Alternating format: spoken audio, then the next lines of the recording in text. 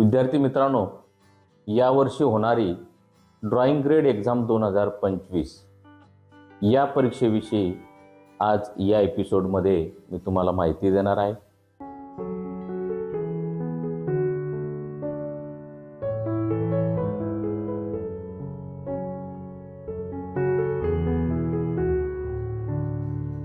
या परीक्षेचं time table कसं असणार आहे, या परीक्षेला असणारे जे 4 पेपर आहेत त्या प्रत्येक पेपरची तो सोडवायचा कसा, तो विषय कोणता असतो, या सगळी माहिती एकदम सविस्तरपणे आजच्या व्हिडिओमध्ये मी तुम्हाला सांगणार आहे. त्यामुळे हा व्हिडिओ इंटरमिजिएट चित्रकला ग्रेड परीक्षा देणारे विद्यार्थी, पालक आणि कला शिक्षकांसाठी अत्यंत उपयुक्त असा आहे. नमस्कार, मी शीतल कुमार गोरे, आर्ट मास्टर गोरे या चॅनलवर आपणा सर्वांचे हार्दिक स्वागत करतो. विद्यार्थी मित्रांनो, पुढच्या आठवड्यामध्ये इंटरमिजिएट चित्रकला ग्रेड परीक्षा सुरू होते आणि या परीक्षेची तयारी आपण चांगल्या प्रकारे केलेली आहे. पण या परीक्षेचं टाइम टेबल कसं असणार आहे ते आपण आता पाहूया. विद्यार्थी मित्रांनो, पहिला पेपर सुरू होतोय शुक्रवारी म्हणजेच 26 सप्टेंबर 2025 रोजी. या दिवशी 2 पेपर असणार आहेत, सकाळच्या सत्रात एक आणि दुसऱ्या सत्रात एक, म्हणजे दुपारच्या सत्रात एक. आता पहिला पेपर असणार आहे स्थिरचित्र म्हणजेच स्टील लाईफ. आता या पेपरला घड्याळी 3 तासाचा वेळ आहे. पेपर सुरू होतोय 10:30 आणि संपतोय 1:30. आणि त्याच दिवशी दुपारच्या सत्रात दुसरा पेपर सुरू होतोय 2:30 आणि संपतोय 4:30. हा 2 तासाचा पेपर आहे मेमरी ड्रॉइंग स्मरणचित्राचा. आता स्क्रीनवर तुम्हाला याचं टाइम टेबल दिसतंय, ते देखील तुम्ही पाहू शकता.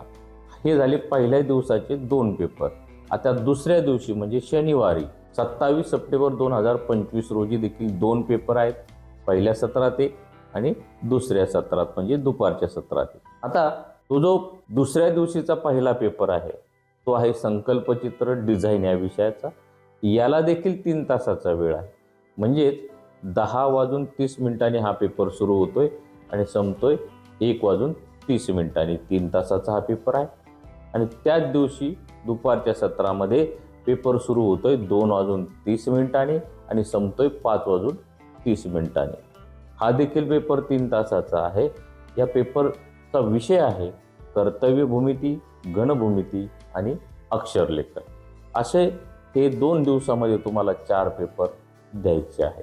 अशा पद्धतीचं हे टाइम टेबल तुम्ही तुमच्याकडे नोट डाऊन करू शकता, तुमच्याकडे नोट डाऊन करून ठेवू शकता आणि या पद्धतीने तुम्ही तयारी करायची आहे.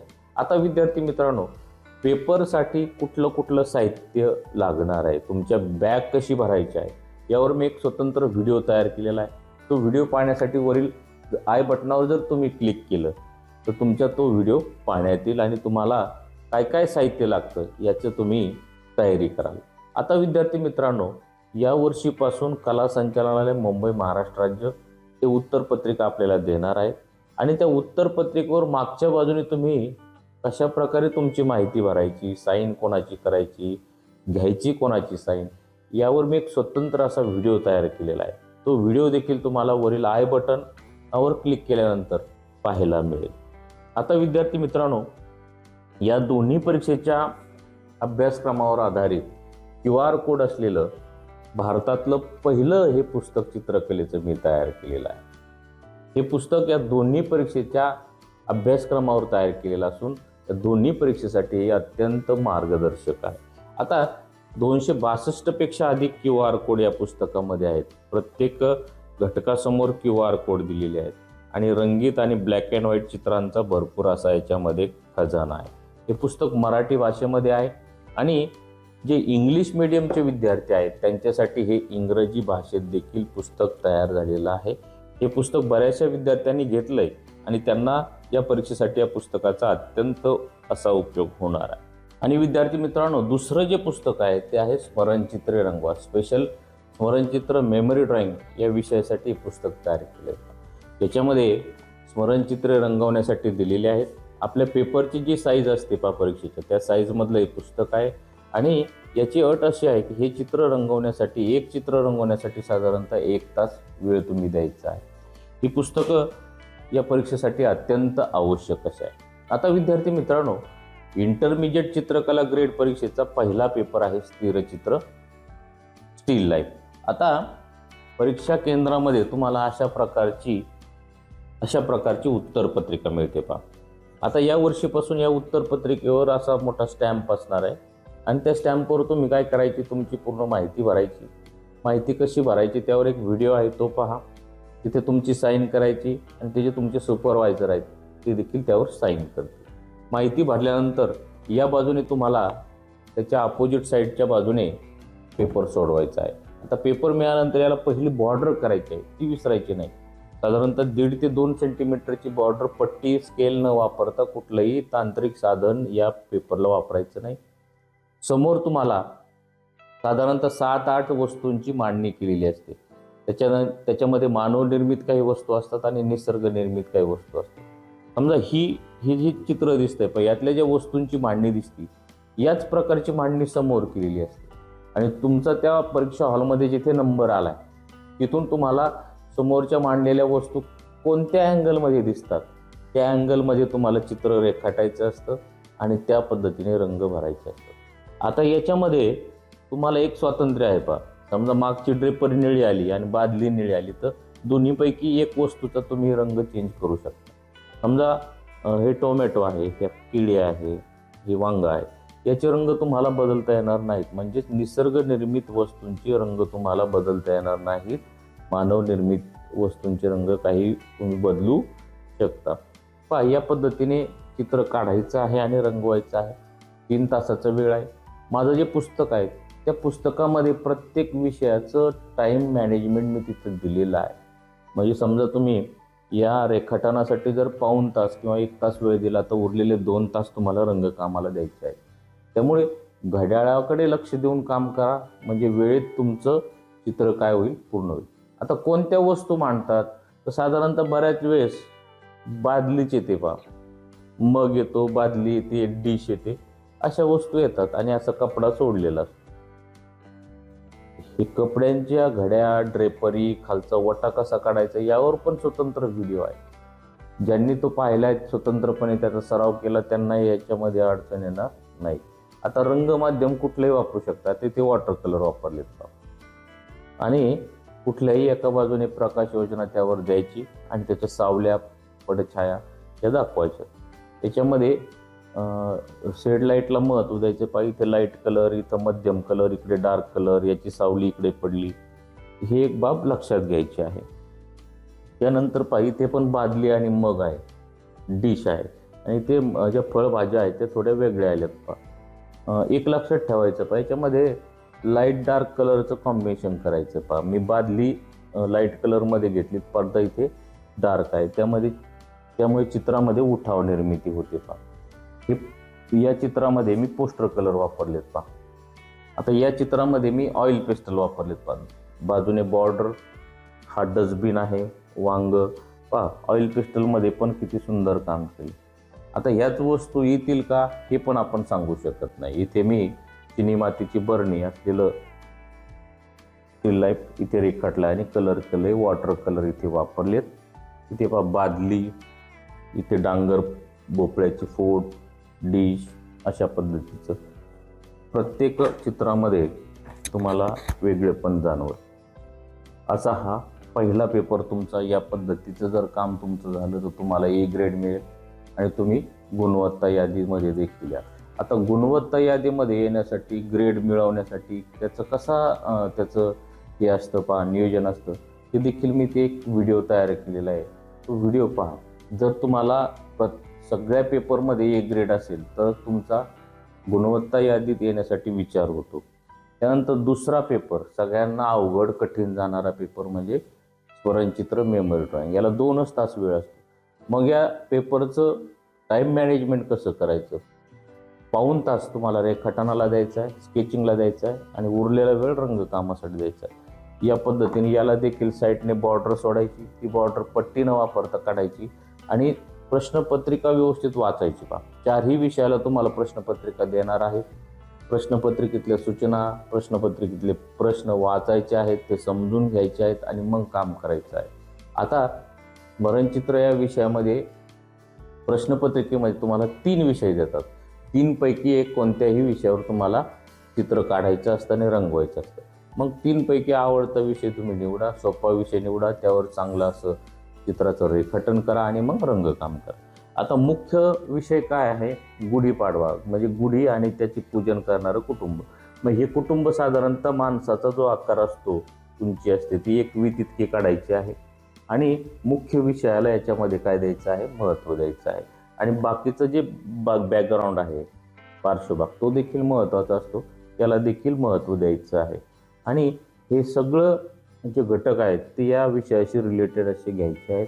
आता सण म्हणजे आनंदाचा, उत्सवाचा दिवस असतो, म्हणून सगळे जे रंग आहेत ते मी एकदम असे कलरफुल आनंदी रंग घेतले. हा एक विचार तिथे करायचा आहे. या पद्धतीचं चित्र काढून तुम्हाला 2 तासामध्ये ते काढून रंगवायचं आहे. इथे वॉटर कलर म्हणजे जलरंग मी वापरलेले आहेत. आता हा विषय आहे भातुकलीचा खेळ आणि याच्यामध्ये मिक्स मीडिया वापरला पहा. वॉटर कलर, कलर पेन्सिल, परत पेनने त्याला काय केले, मी आउटलाईन केलेली आहे. इथे मी ब्रशने आउटलाईनच नाही, शक्यतो ब्रशने आउटलाईन केली पहा त्या डार्क रंगाने. आणि याच्यामध्ये जो जेल पेन असतो पहा, त्या जेल पेनने आउटलाईन केली पहा. आणि हा विषय पहा, हा वॅक्सिनेशन कॅम्प, इथे वॉटर कलर वापरलेत आणि इथे ब्रशनेच आउटलाईन केली, काही ठिकाणी आउटलाईन पण नाही. हा रक्षाबंधन, इथे ब्रशने ब्लॅक कलरने आउटलाईन केली पहा. त्यानंतर हा ईद सण, आवडता सण ईद, इथे मी ऑइल पेस्टल्स वापरलेत आणि आउटलाईनसाठी ब्लॅक जी ग्लास मार्किंग पेन्सिल असते ती वापरलेली आहे. इथे पहा, चहाचं दुकान किंवा चहाचं हॉटेल, इथे ऑइल पेस्टल्स वापरलेत आणि ब्लॅक जो स्केच पेन असतो त्याने आउटलाईन केलेली आहे. इथे पहा, इथे जेल पेन, ब्लॅक जेल पेनने आउटलाईन करून वॉटर कलरमध्ये रंगकाम केलेलं आहे. ही सायन्स लॅब, प्रयोग करणारे प्रयोगशाळेतील विद्यार्थी व शिक्षक. हा गणपती उत्सव, इथे देखील ब्लॅक पेनने आउटलाईन केलेली आहे. हा दांडिया उत्सव म्हणजे नवरात्र. त्यानंतर आवडता सण बैलपोळा, इथे मी ऑइल पेस्टल वापरलेत. हा आईस्क्रीम विक्रेता, इथे मी काळा स्केच पेन वापरला. हेच काम तुम्हाला झटपट करायचं आहे, अति वेगात करायचं आहे. 2 तासात तुमचा पेपर संपला पाहिजे. या पद्धतीचे विषयावर तुम्हाला चित्र येतात आणि त्या विषयावर तुम्हाला चित्र काढायचं असतं पहा. सर्कस, पहिल्या दिवसाचे 2 पेपर आपण आता पाहिलेत. आता दुसऱ्या दिवसाचे 2 पेपर म्हणजे एकूणातला तिसरा आणि त्या दिवशीचा पहिला म्हणजे संकल्पचित्र डिझाईन. आता पहा, तुम्हाला एलिमेंटरी सारखा यामध्ये प्रश्न नसतो, प्रश्नपत्रिकेत प्रश्न दिला जातो. आणि आता तुम्हाला डेकोरेटिव्ह डिझाईन आहे पहा, फंक्शनल डिझाईन आहे. प्रश्न दिला जातो पहा, हात रुमालासाठी डिझाईन करा, पिशवीसाठी डिझाईन करा, एखाद्या टी शर्टसाठी, साडी किनार, साडी पदर यासाठी डिझाईन करा, बेडशीटसाठी डिझाईन करा, अशा प्रकारचा प्रश्न असतो. आणि मग त्यासाठी एक बाह्य आकाराची लांबी, रुंदी सगळं दिलेलं असतं, त्याप्रमाणे हे काम करावं लागतं. आता पहा, इथे पण तुम्हाला मागच्या बाजूने स्टॅम्प द्यायचा आहे, तुमची सगळी माहिती भरायची आहे आणि या बाजूला पेपर सोडवायचा आहे. इथे तुम्हाला अशी बॉर्डर करायची नाही, एक लक्षात घ्या, इथे तुम्हाला बॉर्डर करणं आवश्यक नाही, ती करायची नाही. आता हे चित्र बरोबर मधोमध काढण्यासाठी पेपरचा सेंटर कसा काढायचा यावर माझा व्हिडिओ आहे, तो पहा. तो कशासाठी काढायचा, तर तुमचं चित्र बरोबर मधोमध येण्यासाठी काढायचं. तो व्हिडिओ पाहिल्यानंतर तुम्हाला ते कळेल. आणि पहा, इथे हा ट्रेसाठी डिझाईन केलं आहे पहा. मग एक बाह्य आकार, सगळं मापं वगैरे दिलेले असतात, घटक असतात तुमचे निसर्गातले अलंकारिक आकार, नैसर्गिक अलंकारिक आकार, भौमितिक आकार आणि अमूर्त आकार. आता नैसर्गिक अलंकारिक आकार म्हणजे पाना, फुलांचे, पक्ष्यांचे आकार. भौमितिक आकार म्हणजे त्रिकोण, चौकोन, वर्तुळ, आयत. आणि अमूर्त आकार म्हणजे आता दगडाला आकार असतो का, अमिबाला आकार असतो का, नसतो. म्हणजे ते आकार ज्याला आकारच नाही, तो आकार म्हणजे अमूर्त आकार. तेही तुम्ही याच्यामध्ये वापरू शकता. आता हे पोस्ट शक्यतो या संकल्पचित्रासाठी पोस्टर कलरच वापरायचे, वेगवेगळे रंगसंगती, रंग एकदम काटेकोरपणे भरायचे फिनिशिंगमध्ये, त्यामध्ये टेक्स्चरचा वापर, वेगवेगळ्या टेक्निकचा वापर, त्यावर भरपूर व्हिडिओ चॅनलवर आहेत, ते पहा, म्हणजे वेगवेगळे टेक्निक्स तुम्हाला समजतील. पाहता हे ट्रेसाठी डिझाईन, त्याच्यानंतर हे फुलदाणीसाठी डिझाईन. ट्रे, फुलदाणी यावर बऱ्याच दिवसापासून प्रश्न आलेला नाही परीक्षेला. ही एक बाब लक्षात घ्या. ही पिशवीवर पण बऱ्याच दिवसापासून प्रश्न विचारलेला नाही. हे रुमाल, हातरुमाल यावर देखील बऱ्याच दिवसापासून प्रश्न विचारलेला नाही. हा लोडसाठी डिझाईन, त्याची पूर्ण मापं दिलेली असतात पहा, ती मापं घेऊन तुम्हाला संकल्पचित्र काढायचं असतं. आता हे दरवाजासाठी डिझाईन, हे मागच्या वर्षी म्हणजे 2024ला हा प्रश्न आलेला होता, तो इथे तुम्हाला दिसतोय. त्यानंतर पहा आता ही जरा पिशवी वेगळ्या स्टाईलमध्ये. हा साडीचा पदर, हे षटकोनातलं अष्टकोनातलं हे डिझाईन आहे छत्रीसाठी. त्यानंतर हे लॅम्प सेट किंवा टेबल लॅम्पचं डिझाईन. आता विद्यार्थी मित्रांनो, याच्यामध्ये रंगसंगती, टेक्स्चर, ग्रेडेशन या सगळ्याचा विचार करायचा आणि पेपर स्वच्छ ठेवायचा, सगळ्यात महत्त्वाचं.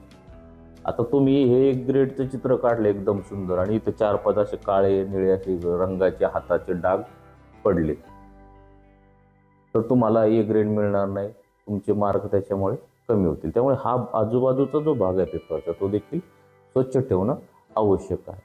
त्यासाठी आपले हात स्वच्छ असणं, हाताखाली एखादा रफ कागद ठेवणं किंवा रुमाल, नॅपकिनने तो हात पुसणं, या सगळ्या किरकोळ गोष्टी आहेत, पण त्या फार महत्त्वाच्या आहेत. याला बॉर्डर करायची नाही.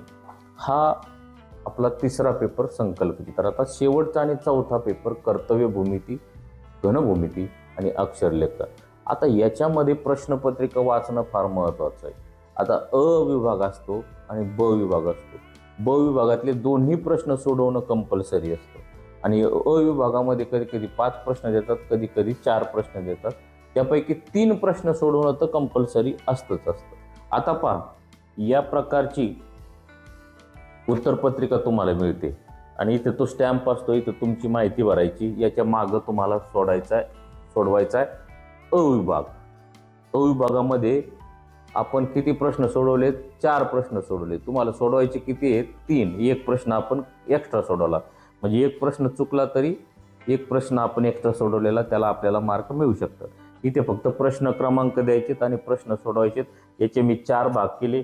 याला 1 सेंटीमीटरची बॉर्डर केली. 4 भागामध्ये बरोबर प्रत्येक भागामध्ये सेंटरला प्रश्न मी सोडवलाय. रेषा ठळक, रेषा पुसायच्या नाहीत, कृती पुसायची नाहीत. प्रत्येक प्रश्नाला व्यवस्थित नावे वगैरे, माप वगैरे द्यायची आहे. आता या बाजूला जो ब विभाग आहे, यातले दोन्ही प्रश्न सोडवणं आवश्यक आहे. हा घनभूमितीचा प्रश्न आणि हा अक्षरलेखनाचा प्रश्न सोडवणं आवश्यक आहे. आता इंटरमिजिएटसाठी तुम्हाला घनभूमितीचे 6 प्रश्न आहेत एकूण पुस्तकामध्ये, त्यापैकी एक प्रश्न येतो पहा. आता अक्षरलेखनाचा जो प्रश्न असतो त्यासाठी तुम्हाला एक असा बाह्य आकार दिलेला असतो. कधी वर्तुळ देतात, कधी अर्धवर्तुळ देतात, कधी त्रिकोण देतात, कधी चौकोन देतात. शक्यतो या प्रकारचा आयत असतो पहा, असा असतो तो 20 सेंटीमीटर आणि असा असतो 10 सेंटीमीटर. त्याच्यामध्ये तुम्हाला अक्षरलेखन करायचं असतं. आता अक्षरलेखन 2 भाषेत येतं पहा, मराठी आणि इंग्रजी. इथे मी मराठीत केले. उत्सव म्हटल्यानंतर आनंद, त्यामुळे इथे मी असे एकदम तो कलरफुल केला. इथं पताका, त्याचं बॅकग्राऊंड. अक्षरलेखन नुसतं करायचं नाही, त्याच्याशी रिलेटेड घटक देखील, त्याचं रंगकाम देखील त्या पद्धतीने करायचं आहे. हा असा चौथा पेपर. आता हा एक भाग, इथे चौथ्या पेपरचा नमुना मी दाखवतोय पहा. हे जे सगळे पेपर आहेत 2022, 23, 24 हे सगळे मी सोडवलेले आहेत. याचे व्हिडिओ चॅनलवर आहेत आणि पुस्तकात देखील या प्रश्नपत्रिका मी दिलेल्या आहेत पहा. इथे विद्यार्थ्याचं नाव, शाळेचं नाव, विषय, दिनांक, परीक्षा प्रकार, विद्यार्थ्याची स्वाक्षरी. याच्यात आता बदल झाला, तो बदलावर मी एक व्हिडिओ केलेला आहे, तो पहा. आता वेगवेगळ्या प्रकारचे अक्षरलेखन पहा. पालखी, इथे मी पालखीच काढली आणि पालखीमध्ये अक्षरलेखन केलंय. आता इथे पहा जगदंब, इथे अशी तलवार दाखवली. इथे जय महाराष्ट्र आपला भगवा झेंडा दाखवला. इथे इथे पहा, इथे वर्तुळात आलंय. इथे पहा भारत हे, इथे तिरंगा आणि वर्तुळात हे घेतलंय पहा. इथे इंडिया, हा मागे जो अशोक चक्र रंगाचं त्याचं जे कॉम्बिनेशन आहे ते. इथे पहा सेव्ह टायगर, टायगरचं चित्र काढले ना, अक्षरलेखन पण केले वर्तुळामध्ये. इथे मास्क वापरा आयतामध्ये बरोबर बसवलंय ते. आणि इथे वर्तुळामध्ये स्वातंत्र्य दिन त्याच्याशी रिलेटेड घटकांची चित्रे आणि इथे राजे छत्रपती. अशा प्रकारे आपण चारही पेपरचं टाइम टेबल आणि माहिती पाहिलेली आहे. विद्यार्थी मित्रांनो, यावर्षी तुम्ही चांगल्या प्रकारची या पेपरची तयारी केलेली आहे. नक्कीच मला खात्री आहे मला हे चारही पेपर चांगले जाणार आहेत आणि चांगल्या मार्काने ग्रेडने तुम्ही पास होणार आहे. या पेपरसाठी मी तुम्हाला शुभेच्छा देतो. पेपरची भीती अजिबात बाळगायची नाही. पेपरला आपलं वर्क, आपलं काम कसं चांगलं होईल आणि त्याकडे लक्ष द्यायचं आहे. आत्मविश्वासाने काम करायचं आहे. या सगळ्या पेपरसाठी माझ्या वतीने मी तुम्हाला शुभेच्छा देतो आणि थांबतो. विद्यार्थी मित्रांनो, आजचा हा व्हिडिओ तुम्हाला कसा वाटला नक्की मला कळवायचा आहे. व्हिडिओ आवडला तर लाईक करायचा आहे आणि आपल्या मित्रांना हा व्हिडिओ जास्तीत जास्त लोकांना शेअर करायचा आहे. धन्यवाद. भेटूया एका नवीन विषयासह. थँक्यू.